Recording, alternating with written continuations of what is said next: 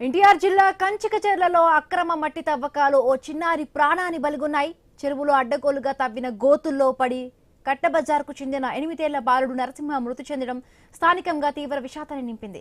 శనివారం సాయంత్రం నుంచి కనిపించకుండా పోయిన నరసింహ చివరకు విగత జీవుడిగా కనిపించడంతో తల్లిదండ్రులు కన్నీరు మున్నీరవుతూ ఉన్నారు.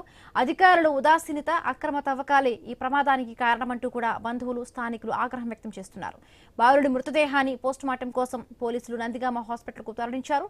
ఈ ఘటనపై కేసు నమోదు చేసి దర్యాప్తు చేస్తున్నారు. అయితే కనీసం తల్లిదండ్రులకు కనిపించకుండానే బాలుడి మృతదేహాన్ని తరలించారంటూ బంధువులు ఆరోపిస్తున్నారు. మరిన్ని పూర్తి అప్డేట్స్ మా కరెస్పాండెంట్ యాకూబ్ అందిస్తారు. యాకూబ్, అక్రమాలకు కాసులు కకృతిపడి ఒక నిండు పసికొందని ప్రాణాలు పోయేటట్టు చేశాయని కూడా చెప్పుకోవచ్చు.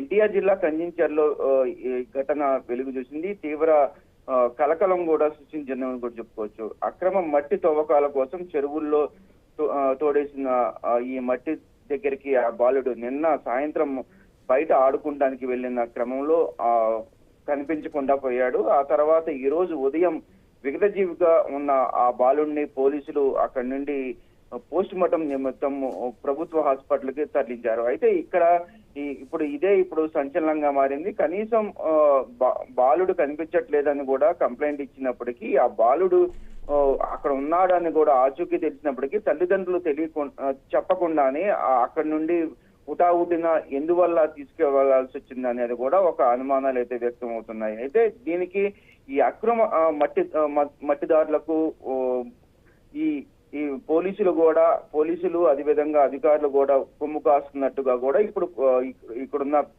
పిల్లల బంధువులు కానివ్వండి, అదేవిధంగా తల్లిదండ్రులు కూడా ఆవేదన వ్యక్తం చేస్తున్నారు.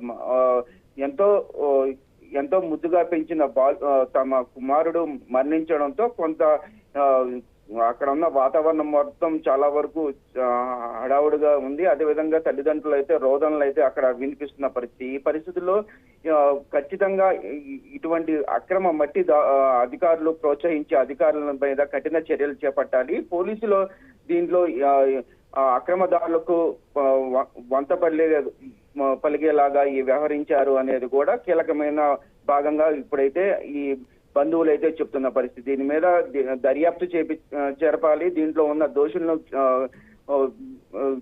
చర్యలు చేపట్టాలని కూడా ఇప్పుడైతే బంధువులు అయితే చెప్తున్న పరిస్థితి. ఈ పరిస్థితుల్లో కొంత అక్కడ ఉధృత వాతావరణం కొనసాగింది. ఆ తర్వాత అక్కడ ఉన్న నాయకులు కొంత సముదాయించి సమయంతో కొంత ప్రశాంతమైన వాతావరణంలో ప్రస్తుతం అయితే జరుగుతుందని చెప్పవచ్చు. అయితే ప్రస్తుతం అయితే ఆ బాలుడిని పోస్ట్ మార్టం నిమిత్తం ప్రభుత్వ హాస్పిటల్ తరలించారు. పోస్ట్ మార్టం అనంతరం ఆ బంధువులకు అప్పచెప్పే పరిస్థితి ఉంటుందని కూడా పోలీసులు అయితే చెప్పడం జరిగింది. Right, thank you Yakub.